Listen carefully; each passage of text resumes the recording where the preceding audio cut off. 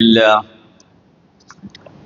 نحمده ونستعينه ونؤمن به ونتوكل عليه ونعوذ بالله من شرور أنفسنا ومن سيئات أعمالنا من يهده الله فلا مضل له ومن يضلله فلا هادي له أشهد أن لا إله إلا الله وحده لا شريك له وأشهد أن محمدا عبده ورسوله أرسله بالهدى ودين الحق ليظهره على الدين كله ولو كره المشركون اللهم صل على محمد وعلى آل محمد كما صليت على إبراهيم وعلى آل إبراهيم اللهم بارك على محمد وعلى آل محمد كما باركت على إبراهيم وعلى آل إبراهيم إنك حميد مجيد أما بعد فيا أيها الناس أوصيكم عباد الله بالتقوى الله أعوذ بالله من الشيطان الرجيم بسم الله الرحمن الرحيم يا أيها الذين آمنوا اتقوا الله حق تقاته ولا تموتن إلا وأنتم مسلمون മുഅ്മിനുകളെ അല്ലാഹുവിന്റെ തഖ്വ ഉള്ളവരായിരിക്കുവാൻ ഇഹപര ജീവിത വിജയം കരസ്ഥമാക്കുന്നതിന് വേണ്ടി സ്വന്തം ജീവിതത്തെ അല്ലാഹുവിൻ്റെ വിധിവിലക്കുകളോട് ക്രമപ്പെടുത്തുവാനും ചിട്ടപ്പെടുത്തുവാനും സർവോപരി ജീവിതത്തിലുടനീളം അച്ചടക്കം പാലിക്കുവാനും മുസ്ലിമുകളായി ജീവിച്ച് അതേ നിലയിൽ മരണപ്പെടുവാനും ആഗ്രഹിക്കണമെന്നും അതിനുവേണ്ടി പ്രയത്നിക്കണമെന്നും എല്ലാവരെയും ഉണർത്തുകയും ഉപദേശിക്കുകയും ചെയ്യുന്നു. നമ്മുടെ ജീവിതത്തിലെ മാറ്റങ്ങളും ലോകമെമ്പാടും മനുഷ്യവംശത്തിൻ്റെ വളർച്ചയും അത് എല്ലാ അർത്ഥത്തിലുമുള്ള പുരോഗതികളുടെയും നിദാനം അറിവുകളോടുള്ള മനുഷ്യരുടെ സമീപനമാണ്. ഒരടങ്ങാത്ത ദാഹം മനുഷ്യരിൽ പലരിലും നിലനിൽക്കാറുണ്ട്. അറിയുക, അറിഞ്ഞതിൻ്റെ മുകളിൽ വീണ്ടും വീണ്ടും അറിവുകളെ വികസിപ്പിക്കാനുള്ള ഒരു ത്വര ഇസ്ലാമിക ജീവിത രീതികളിൽ വിശിഷ്യ സഹാബികൾക്ക് ഉണ്ടായിരുന്ന ഒരു വലിയ ഗുണം ഖുർആൻ അവരിൽ മിക്ക ആളുകൾക്കും പരിചിതവും മനഃപ്പാഠവും ഉള്ളതാണ്. പക്ഷേ ഖുർആനിൻ്റെ ആശയാവിഷ്കാരങ്ങളും അതിൻ്റെ പ്രായോഗിക ജീവിത വഴികളും നബിയിൽ നിന്നാണ് പഠിക്കേണ്ടത്. അത് എല്ലാവരുടെ കയ്യിലും ഒരേ അളവിൽ പ്രവാചകനിൽ നിന്നുള്ള ജ്ഞാനമുണ്ടായിരുന്നില്ല. ഒന്നിടവിട്ട ദിവസങ്ങളിൽ നബിയുടെ സദസ്സിൽ സന്നിഹിതരായ സഹാബികൾ, നബിയോടൊപ്പം യാത്രകളിൽ അനുഗമിച്ച വേറെ ചിലർ, യുദ്ധങ്ങളിൽ പങ്കാളികളായ മറ്റു ചിലർ, ഇബാദത്തുകളിൽ മുഴുകിയ വേറെ ഒരു വിഭാഗം, ഇവർക്കെല്ലാം നബിയെ പഠിച്ചതിൽ സാരമായ ഏറ്റക്കുറച്ചിലുകളുണ്ട്. എല്ലാവരും ഒരേ അളവിലല്ല നബിയിൽ നിന്ന് കാര്യങ്ങൾ ഗ്രഹിച്ചതും ഹദീസുകൾ കേട്ടതും. ഇനി നബിയോടൊപ്പം ഒരു 10 വർഷക്കാലത്തിൻ്റെ താഴെയാണ് സിംഹഭാഗം സഹാബികളും സ്വസ്ഥമായും സമാധാനമായും പള്ളികളിൽ മദീന മുനവ്വറയിൽ നബിയോടൊപ്പം സഹവസിക്കാൻ വളരെ സ്വാതന്ത്ര്യത്തോടു കൂടി അവകാശം ലഭിച്ച സന്ദർഭം ആ 10 കൊല്ലത്തിൽ താഴെയാണ്. അപ്പോൾ അവരിൽ ഓരോരുത്തരും വലിയ ജിജ്ഞാസുക്കളായിരുന്നു. നബിയെ കാണുന്നതിൽ മാത്രമല്ല, കേട്ടുകൊണ്ടിരിക്കാൻ, അങ്ങനെ പഠിക്കാൻ വേണ്ടി. റസൂലുള്ള പറഞ്ഞ വളരെ പ്രസിദ്ധമായ ഒരു ഹദീസ് റിയാദുസ് സാലിഹീനിലെ ഷെയ്ഖ് നവവി അലൈഹിർ റഹ്മ രേഖപ്പെടുത്തുന്നുണ്ട്. അതിൽ കുറെ നിർദ്ദേശമാണുള്ളത്. കുൻ ആലിമൻ ഔ മുത്തഅല്ലിമൻ ഔ മുസ്തമിഅൻ ഔ മുഹിബ്ബൻ ഫലാ തകുൻ ഖാമിസ. അപ്പോൾ അതിൽ 4 നിർദ്ദേശമാണ്. ഒന്ന്, നീ ഒരു അവബോധമുള്ള പണ്ഡിതനാവുക, അല്ലെങ്കിൽ നിത്യേന നീ പഠിച്ചുകൊണ്ടിരിക്കുക, എല്ലാ ദിവസവും പഠിച്ചുകൊണ്ടിരിക്കുകയാണ്. 3, കേട്ടുകൊണ്ടിരിക്കുക. കേൾക്കാൻ ഒരു സഹനത ചെറിയ നിലയിൽ പോരാ, ഒരാൾ പറയുന്നത് കേട്ടുകൊണ്ടിരിക്കുക. അതിനെ ഇഷ്ടപ്പെടുക, അറിവിനെ.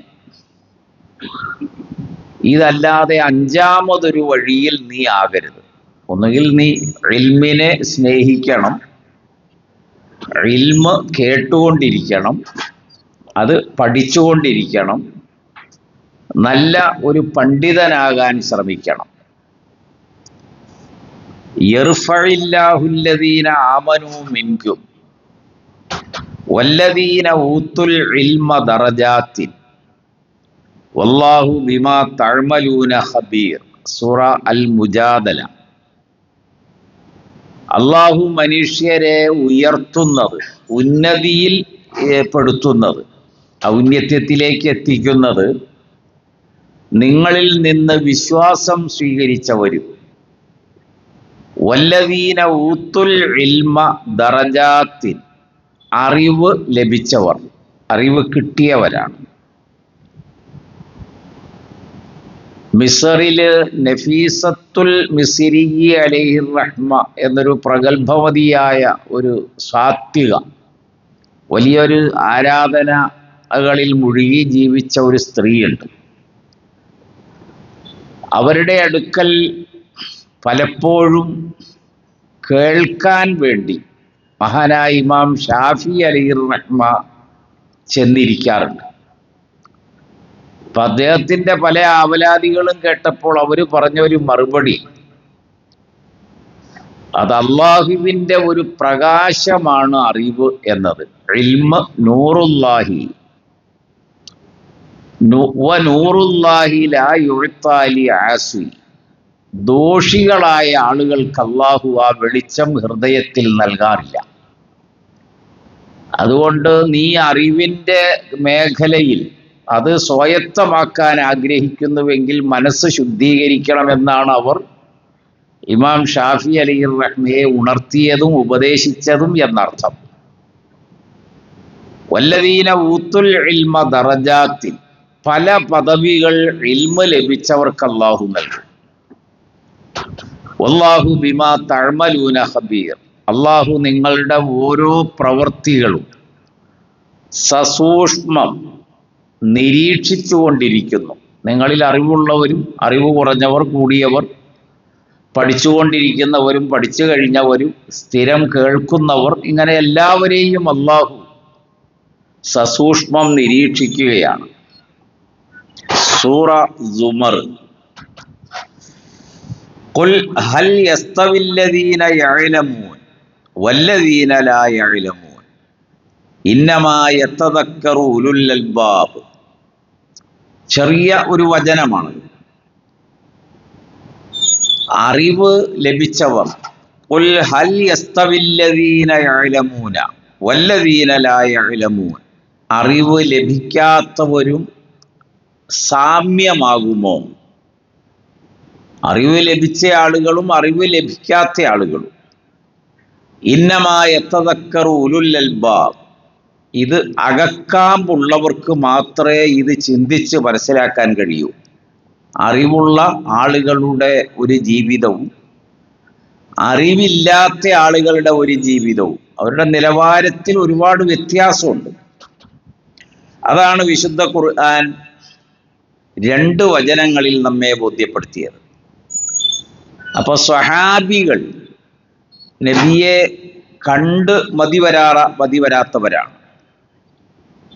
നബിയെ കേട്ടും മതിവരാത്തവരാണ്. എത്ര കേട്ടാലും അവർക്ക് ഇനിയും കേൾക്കണം, അങ്ങനെ പഠിച്ചുകൊണ്ടിരിക്കണം എന്നൊരാഗ്രഹം ഉണ്ടായി. ഒപ്പം അവർക്ക് നൽകപ്പെട്ട ഒരു നിർദ്ദേശമുണ്ട്. അത് അള്ളാഹുവിൻ്റെ റസൂല് പറഞ്ഞത്, ഇത്തഖുൽ ഹദീസ അന്നി, എന്നിൽ നിന്ന് നിങ്ങൾ കേൾക്കുന്ന വചനങ്ങൾ സൂക്ഷിക്കണം. ഇല്ല മാ അലിംതു, നിങ്ങൾ കൃത്യമായി അറിഞ്ഞതല്ലാത്തതൊന്നും നിങ്ങൾ ഉൾക്കൊള്ളരുത്. എന്നിൽ നിന്ന് കേൾക്കുന്ന വചനങ്ങൾ നിങ്ങൾ സൂക്ഷിക്കണം. അത് നിങ്ങൾക്ക് കൃത്യമായി ബോധ്യം വരണം ആ വിഷയം. അത് നബിയിൽ നിന്ന് തന്നെയാണ്, നബി പറഞ്ഞതാണ്, നബിയുടെ ഇഷ്ടമായിരുന്നു എന്നൊരവസ്ഥ വരണം.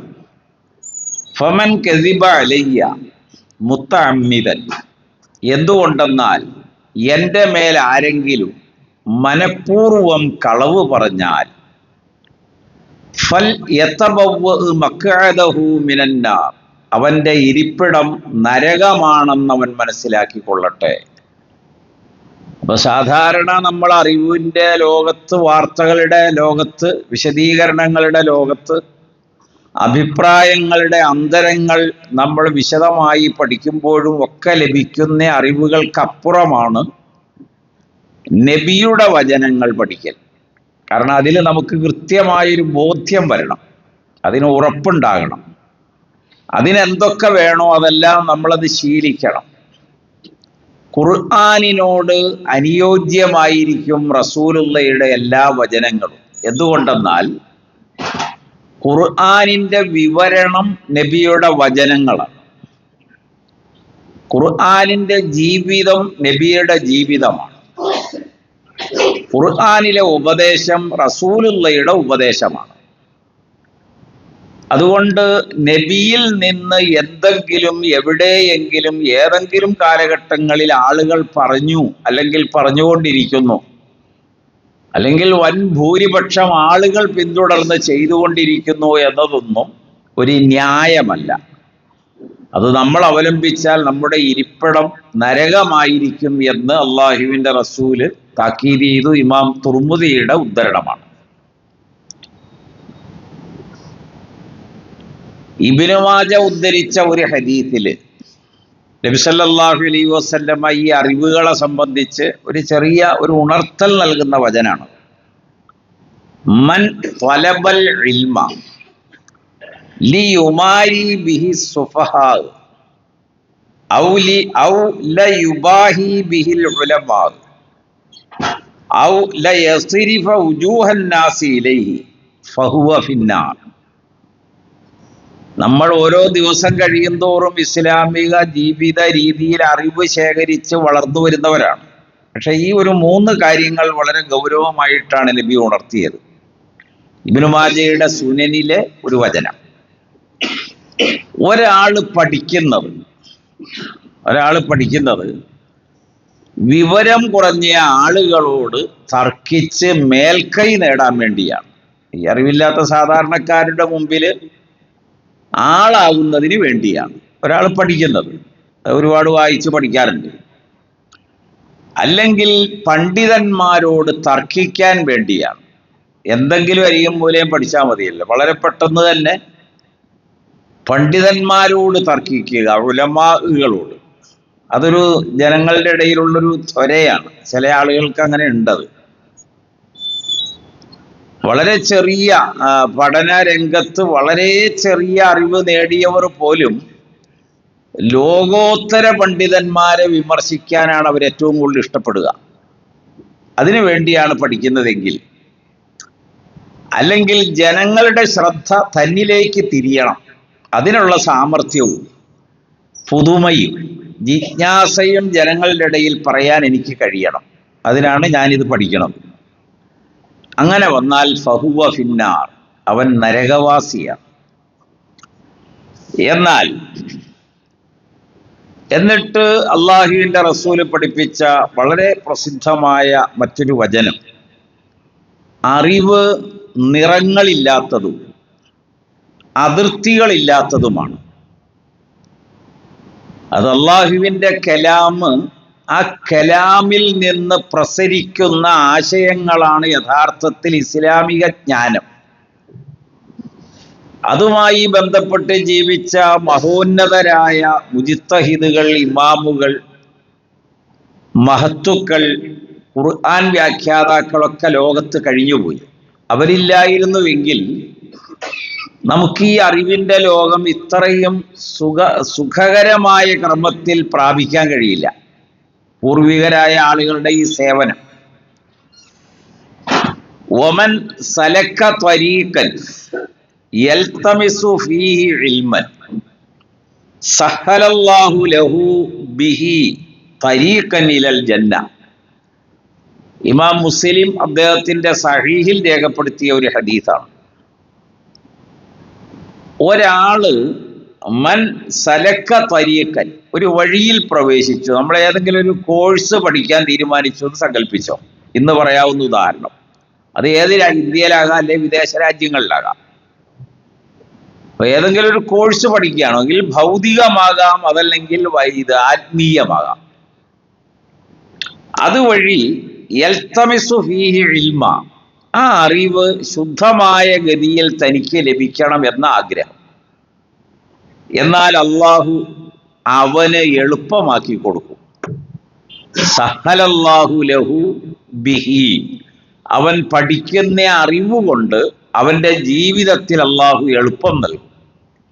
ആ എളുപ്പം തരീഖൻ ഇലൽ ജന്ന, സ്വർഗത്തിലേക്കുള്ള വഴിയായിരിക്കും. അത്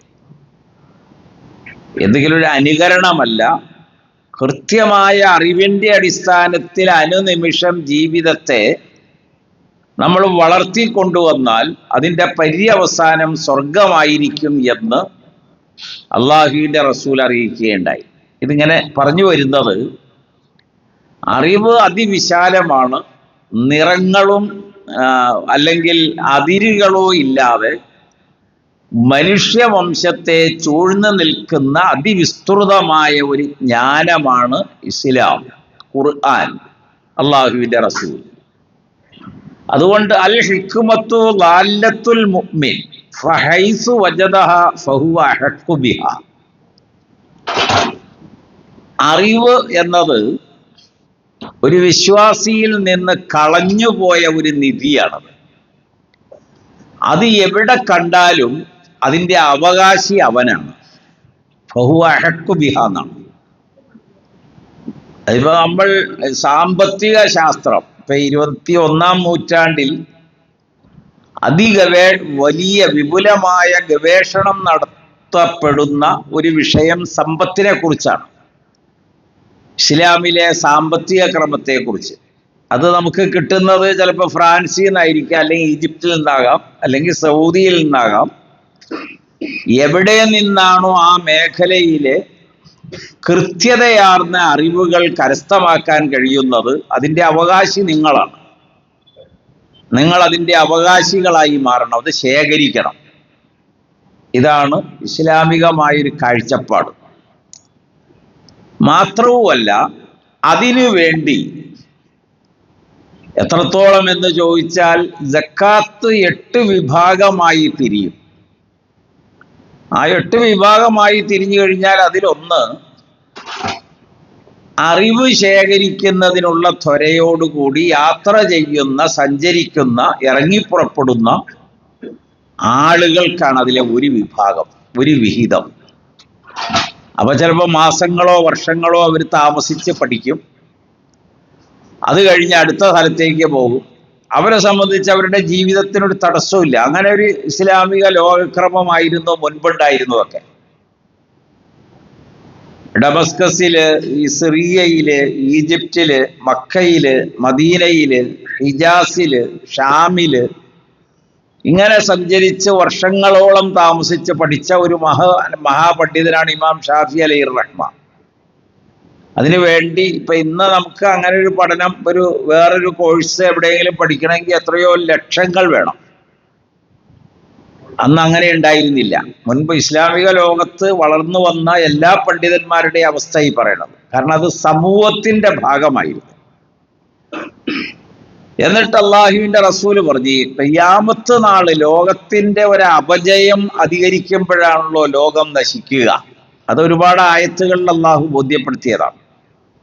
ജനങ്ങളിൽ ധാർമ്മികത കുറയുകയും അധാർമികത കൂടുകയും ചെയ്യും. ധിക്കാരം കൂടും, അക്രമം കൂടും, സ്വജന പക്ഷപാതിത്വം കൂടും, വർഗീയത കൂടും, ലഹരി ഉപയോഗങ്ങൾ വർദ്ധിക്കും. ലജ്ജ ഉയർത്തപ്പെട്ട ഒരു സമൂഹമായി പെൺകുട്ടികൾ മാറും, സ്ത്രീകൾ.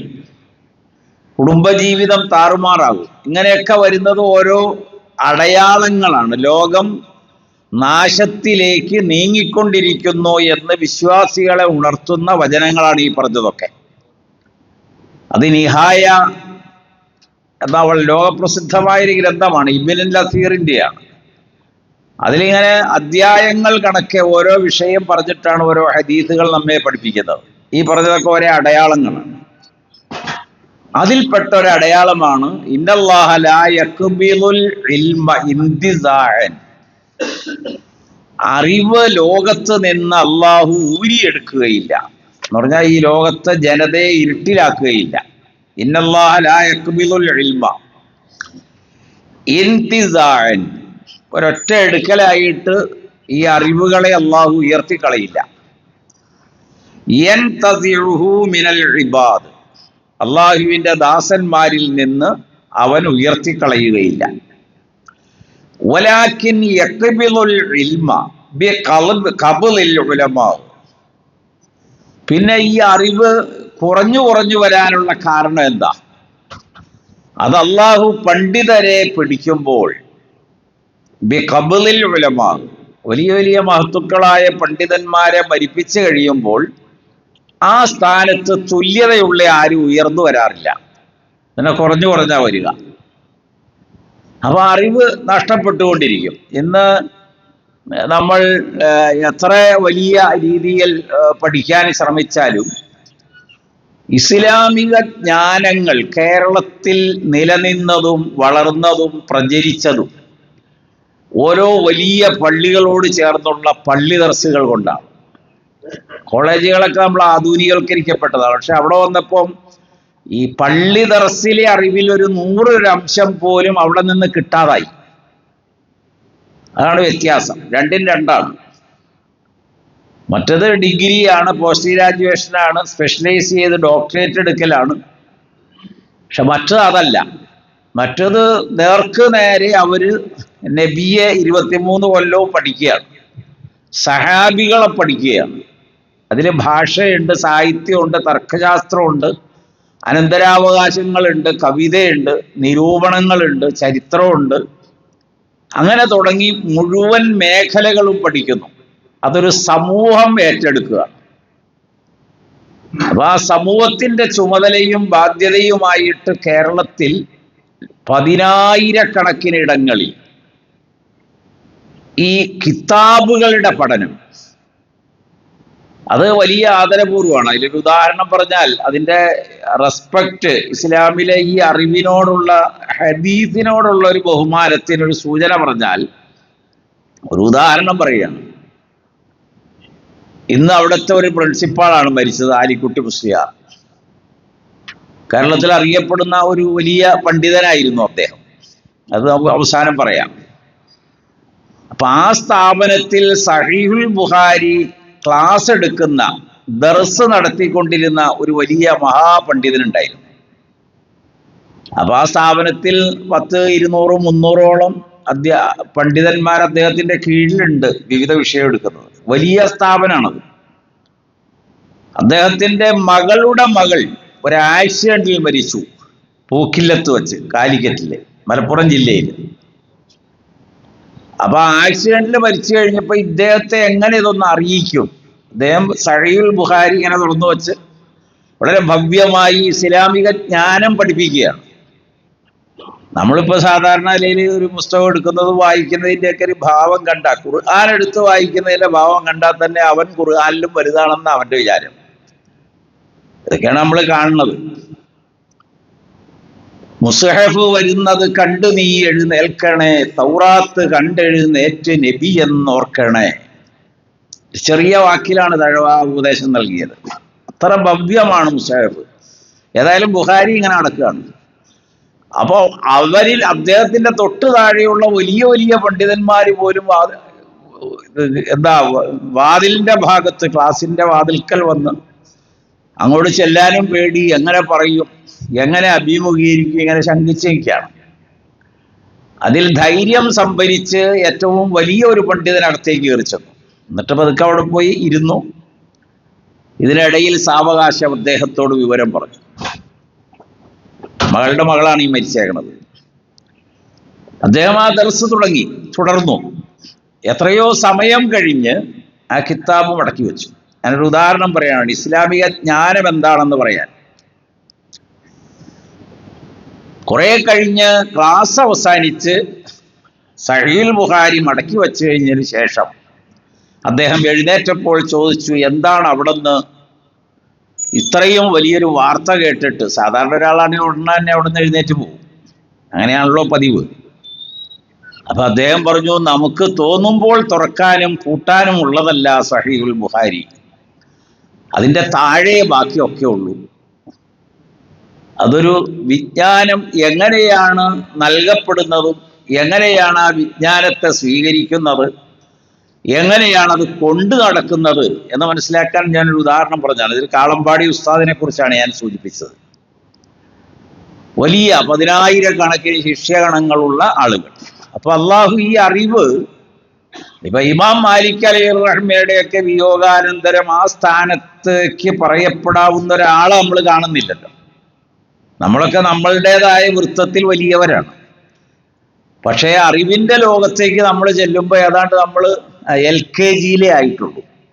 1ലേക്ക് ജയിച്ച ആരും പണ്ഡിതന്മാരിന്ന് കേരളത്തിലുണ്ടോ എന്ന് എനിക്ക് അറിഞ്ഞുകൂടാ. ഞാൻ ഉൾപ്പെടെ ആട്ടെ ഈ പറയണത്, ആരെയും ചെറുതാക്കി കണ്ടു പറഞ്ഞതല്ല.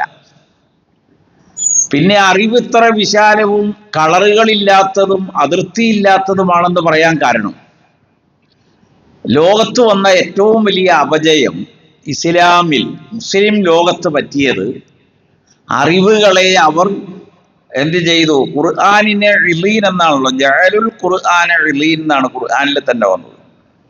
പാർശ്വവൽക്കരിച്ചു.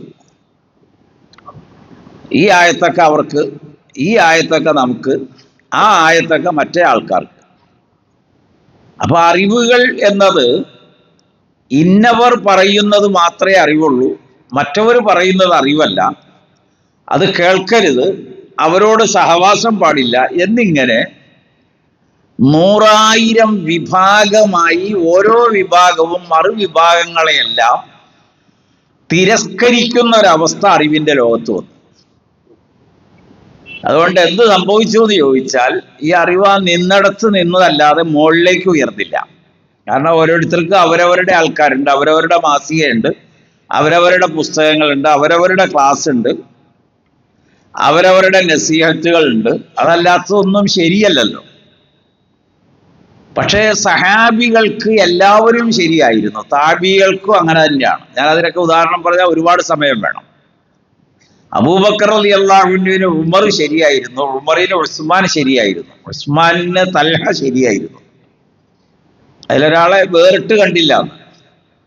ഖുർആൻ പോലും 7 ശൈലിയിൽ വായിച്ച് പഠിച്ച ആളുകൾ പരസ്പരം ശരിയായിരുന്നു എന്ന് സമ്മതിച്ചവരാണ്. ഉമർ റളിയല്ലാഹു അൻഹുവിന്റെ അടുക്കൽ വന്നൊരാൾ പറഞ്ഞു, ഇന്നതുപോലെയൊക്കെയാണ് ഖുർആൻ ഇവർ വായിക്കണത്, അപ്പൊ അതൊന്ന് നബിയെ അടുത്ത് പറയണം. അപ്പൊ റസൂലുള്ളാഹിയെ അടുത്ത് പറഞ്ഞപ്പോ ഈ ആക്ഷേപം ഉന്നയിച്ചവരും ആക്ഷേപിക്കപ്പെട്ടവരോടും ഖുർആൻ വായിക്കാൻ പറഞ്ഞു. എന്താണോ ഖുർആൻ അവർ ചെയ്തത് ആ രീതി നബി കേട്ടു. എന്നിട്ട് അള്ളാഹുവിന്റെ റസൂൽ പറഞ്ഞു, എല്ലാം ശരിയാണ്. എന്താ കാരണം? ഇന്നമാ ഉൻസിലൽ ഖുർആനു അലാ സബ്അത്തി ഹുറൂഫ് കുല്ലുഹാ ഷാഫിൻ വ കാഫിൻ. ബുഖാരിയിൽ വന്ന ഒരു ഹദീസ്, അത് സഹീഹുൽ ബുഖാരിയിലെ ഒരു വചനാണ്. അപ്പൊ അങ്ങനെ അറിവുകളെ ഒരു മുസ്ലിം ഉമ്മത്തിന്റെ പൊതുവായി നിറങ്ങൾ നൽകാതെ, അതിർത്തികൾ നൽകാതെ, പാർശ്വവൽക്കരിക്കാതെ, വിഭാഗീയതകൾക്ക് ഒരു ഭാഗമായി നിൽക്കാതെ അള്ളാഹുവിൻ്റെ അറിവ് മുസ്ലിം ലോകത്തിൻ്റെയും മനുഷ്യ സമൂഹത്തിൻ്റെയും ഇഹപര വിജയത്തിനുള്ള ഒരു മാർഗരേഖയായി അള്ളാഹു നിലനിർത്തിയിട്ടാണ് പറഞ്ഞത്, ഇന്ന ഹാദൽ ഖുർആൻ യഹ്ദി ലില്ലത്തി ഹിയ അഖ്വം. ഈ ഖുർആൻ ഏറ്റവും ശരിയായൊരു വഴിയിൽ മനുഷ്യരെ നടത്തും. അതിനപ്പുറം വേറെ വഴികളില്ല. അതിനെന്താ ചെയ്യേണ്ടതെന്ന് ചോദിച്ചാൽ വിശുദ്ധ ഖുർആൻ പറഞ്ഞു, വല്ലദീന യസ്തമിഊനൽ ഖൗൽ ഫയത്തബിഊന അഹ്സന. എല്ലാ വാക്കുകളും കേൾക്കും. അതിപ്പോ ഒരു 15 ഇമാമുകളാണ് 15 അഭിപ്രായം പറഞ്ഞെങ്കിൽ 15 നമ്മൾ കേൾക്കും. നമുക്ക് അസഹിഷ്ണുതയൊന്നുമില്ല. തഫ്സീറുകളാണെങ്കിൽ തഫ്സീറുകൾ നമ്മൾ നോക്കും. അങ്ങനെ അറിവിൻ്റെ വൈവിധ്യങ്ങളെ ക്ഷമയോടും സഹനതയോടും കൂടി കേൾക്കുകയും കാണുകയും വായിക്കുകയും ചെയ്യും. ഫയത്തബിഊന അഹ്സന, അതിലേറ്റവും അഭികാമ്യമായത് നമ്മൾ പിന്തുടരും. അതിനാർക്കും ആക്ഷേപമില്ലല്ലോ. ഉലൈകല്ലദീന ഹദാഹുമുല്ലാഹ്, അവരെയാണ് അള്ളാഹു നേർമാർഗത്തിലാക്കിയത്. ഉലൈക ഹും ഉലുൽ അൽബാബ്, അവർക്കാണ് കാമ്പുകൾ ഉള്ളത്, തലയിൽ എന്തെങ്കിലും ഉള്ളത്. അതാണ് വിശുദ്ധ ഖുർആൻ പറഞ്ഞ ആയത്ത്. അള്ളാഹു മുത്തഖീങ്ങളിൽ മുഅ്മിനീങ്ങളിൽ നാം ഏവരെയും ഉൾപ്പെടുത്തി തരുമാറാകട്ടെ.